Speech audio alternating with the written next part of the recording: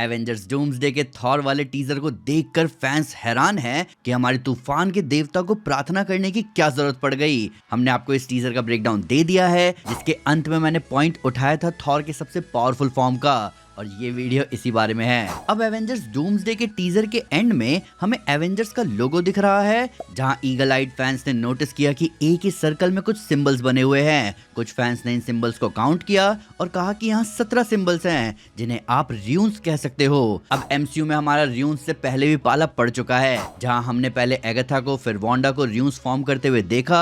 Doctor strange र्यून्स को use करते हैं अपने एल्ड्रिच मैजिक के साथ। आप उनके मैजिक में पीटर पार्कर के नाम भुलाने वाले प्रोसेस में, यहाँ तक कि सिनिस्टर स्ट्रेंज से भिड़ने वाले सीन में भी डॉक्टर स्ट्रेंज को र्यून्स यूज करते हुए देख सकते हो। यहाँ तक कि र्यून्स आयरन हार्ट में भी हमने नोटिस किए, पर ये र्यून्स ना ही एगाथा के हैं, ना ही वांडा के हैं, ना ही डॉक्टर स्ट्रेंज के हैं, ना ही आयरन हार्ट के। अब इन र्यून्स के सिर्फ 2 ही दावेदार हैं, एक डॉक्टर डूम और दूसरा थॉर। जहाँ हमारी थ्योरी कह रही है कि डॉक्टर डूम ये र्यून्स चुरा लेगा थॉर के सबसे पावरफुल फॉर्म से, उससे कुछ ऐसा कहकर जिससे उसका अपने गॉडहुड पर से ही भरोसा उठ जाए। तो सबसे पहला पॉइंट है the strategic master class. Thor के बारे में अगर आप ध्यान से सोचोगे तो आपको समझ आएगा कि इस अकेले एवेंजर ने अपनी पूरी लाइफ सिर्फ वॉर ही देखा है। यही अकेला एवेंजर है जो हर नई मुसीबत पर हैरान नहीं होता।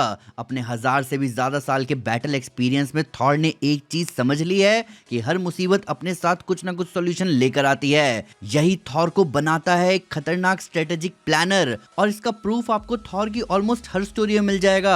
आपको ऊपर से तो देखने में लगेगा कि थॉर ऐसा है कि वो हर लड़ाई में अंधा कूद जाता है, पर ऐसा है नहीं। अगर आप ध्यान दो तो Thor Avengers Age of Ultron में पहले खुद दावा करता है कि वांडा का मैजिक उस पर असर नहीं डालेगा क्योंकि वो माइटी है, पर जब वो देखता है कि उस मैजिक का असर उस पर हो रहा है तब वो निकल जाता है सवालों के जवाब ढूंढने। जहां वो पहुंचता है वाटर ऑफ साइट तक और सेल्विक के साथ पता लगाता है कि कोई इन्फिनिटी स्टोन्स के पीछे है, जहां उसका सामना हुआ है माइंड स्टोन की पावर से, जिससे उसे समझ आता है कि उसे विजन को जिंदा करने में मदद करनी होगी। इसके बाद एवेंजर्स इन्फिनिटी वॉर थॉर की बैटल प्लानिंग का परफेक्ट एग्जांपल है। वो पहले थैनोस से बुरी तरह मार खाता है, फिर उसे धमकी भी देता है कि वो उससे उसके काम की कीमत चुकवाएगा। जिसके बाद वो कहाँ जाता है? वो थैनोस से भिड़ने नहीं जाता, बल्कि एक थैनोस किलर वेपन ढूंढने जाता है। एक वेपन जो इन्फिनिटी स्टोन्स की पावर्स वाले थैनोस को ना सिर्फ टक्कर दे सके बल्कि उसे खत्म भी कर सके। और बेशक इसके लिए थॉर ने एक न्यूट्रॉन स्टार की हीट झेलते हुए उस वेपन को बनाने में मदद करी, पर अंत में उसकी बात सच साबित हुई। इसके बाद हमें एवेंजर्स एंड गेम में एक डिप्रेस्ड थॉर दिखता है, जो पूरी मूवी में उतना सीरियस था नहीं, पर जिस पल एवेंजर्स हेडक्वार्टर पर अटैक होता है उस पल पूरी तबाही के बीच थॉर अकेला एवेंजर था, जो देख रहा होता है बीच तबाही के बीच बैठे हुए थैनोस को। वो समझ जाता है कि इस बार कुछ तो अलग है। थैनोस बिना इन्फिनिटी स्टोन्स के बैठा है तूफान के देवता के आगे, और उसका ये शांति से बैठना थॉर को बता रहा है कि भाई 2 हैमर बुलाओ, इस बार इसे जड़ से खत्म करना है। लव एंड थंडर में भी थॉर वैल्करी और जेन के साथ मिलकर निकल जाता है ऐसे वेपन की तलाश में जिसकी मदद से गॉर को मारा जा सकता है। जहां वो मदद लेने जाता है ज़्यूस की, बेशक ज़्यूस का थंडरबोल्ट ही उसे क्यों ना मिल जाए, ताकि वो नेक्रोसॉर्ड वाले गॉर को हरा सके। तो थॉर ने हमेशा किसी बैटल में घुसने से पहले प्रॉपर स्ट्रेटेजिक थिंकिंग की है, ताकि जब भी वो बैटल में उतरे तो एनिमी समझ जाए कि उसका जीतना अब आसान नहीं है। और अभी देखिए एवेंजर्स डूम्सडे के टीजर में हमें समझ आ रहा है कि थॉर की ये तैयारी उसे अब कहां लेकर जा रही है। अब आते हैं हमारे अगले पॉइंट पर, एक पर्सनल बैटल। तो टीजर में तो हम सब थॉर को देख पा रहे हैं, पर साथ में क्या आपने उसके डायलॉग्स को नोटिस किया? तो अगर हम थॉर के डायलॉग्स को बहुत डीपली समझे तो ये हमें कुछ ऐसे हिंट्स दे रहे हैं कि मूवी में जब भी ये सीन आएगा, इस सीन से पहले ही थॉर और डूम एक बार आमने सामने आ चुके हैं, और यही रीजन है कि हमें इस सीन में म्योनिर नहीं दिख रहा है, जिसका एक ही मतलब है कि थॉर का म्योनिर अब जा चुका है, और इसके पीछे और कोई नहीं बल्कि डूम है। और अब डूम का एक बार सामना करके थॉर समझ चुका है कि अभी जो उसका पावर लेवल है वो डूम को हराने के लिए बिल्कुल भी सफिशिएंट नहीं है, और इसीलिए उसे अब उसके करंट पावर लेवल के भी परे जाना पड़ेगा। और थॉर के करंट पावर लेवल के परे क्या है? जी हाँ दोस्तों, वो है थॉर का एक ऑल फादर बनना। और यहीं पर अब हमारी थ्योरी आती है। तो थॉर को हम टीजर में साफ साफ प्रे करते हुए देख पा रहे हैं, जहां वो अपनी प्रेयर में कह रहा है कि उसे ऑल फादर्स की स्ट्रेंथ की जरूरत है। अब क्या है ये ऑल फादर्स की की स्ट्रेंथ, ये जानने के लिए हम चलेंगे थॉर इशू 83 में। अब ये वो स्टोरी लाइन है जहां थॉर अपने म्योनिर को खो देता है और उसे पता होता है कि इस बार अपने दुश्मन का सामना करने के लिए उसे और ज्यादा पावर्स की जरूरत है, और फिर वो ओडिन फोर्स और ओडिन के विजडम को हासिल करने निकलता है, जहां उसकी मुलाकात एक बच्चे से होती है जो कि कोई और नहीं बल्कि ओडिन फोर्स ही होता है, एक बच्चे के फॉर्म में। अब डूम्सडे में डूम थॉर को हराने के लिए या सिर्फ उसके हाथ से म्योनिर गिराने के लिए सिर्फ एक बात कह सकता है, वो बात जो कॉमिक्स में निक फ्यूरी ने थॉर से कही थी और थॉर बन गया था अनवर्दी। यहाँ भी डूम इस बात के साथ ही थॉर को हराने के साथ परेशान भी कर सकता है, जिसकी वजह से थॉर ना सिर्फ परम पिताओं से ताकत मांग रहा है बल्कि वो समझदारी भी जिसके साथ वो वापस लड़ाई में अपने फुल फॉर्म में घुस सके। वो ओडिन से कह रहा है उसकी प्रेयर्स का जवाब देने को।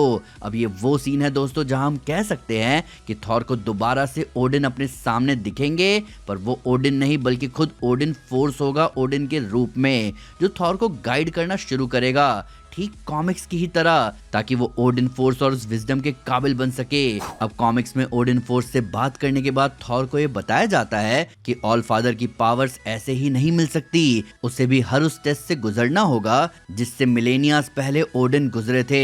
ओडिन फोर्स थॉर को यग्drasil के रूट में ले जाता है जहां वो उसे वेल ऑफ मिमिर में मिलता है, पर बात यह है कि ये वेल यानी कि कुआं सूख चुका है और इस बार इस कुएं में पानी लाने के लिए थॉर को ओडिन से भी ज्यादा बड़ी कुर्बानी देनी पड़ेगी, जिसके लिए थॉर अपनी दोनों आंखें निकालकर वेल ऑफ मिमिर में डाल देता है। इसके बाद वेल ऑफ मिमिर का पानी पीते ही थॉर को यूनिवर्स का सारा पास्ट दिखने लग जाता है, हर वो इवेंट जो उसकी लाइफ और इस पूरे यूनिवर्स में हुए थे। और इसके बाद ओडिन फोर्स थॉर से कहता है कि पास्ट के इस नॉलेज के बाद उसे फ्यूचर का भी नॉलेज लेना होगा, जिसके लिए मिलेनियास पहले ओडिन खुद को ऑलमोस्ट डेथ तक ले गए थे, इसलिए थॉर को ये नॉलेज पाने के लिए भी डेथ से भी बियॉन्ड जाना होगा। और थॉर यही करता है, वो खुद को यग्drasil से बांधकर 9 दिन तक लटका देता है जहां उसकी डेथ हो जाती है, और यही वो जाता है डेथ से भी परे और फिर खुद से रीबॉर्न होता है, और उसके इसी सैक्रिफाइस से वो अटेन करता है नॉर्स र्यून्स ऑफ मैजिक, एक ऐसी पावर जहां वो पास्ट को जानता है, फ्यूचर को जानता है और प्रेजेंट में सब कुछ कर सकता है, एक ऐसी पावर जो उसे गॉड ऑफ गॉड्स बनाती है। नॉर्स र्यून्स और ओडिन फोर्स मिलाकर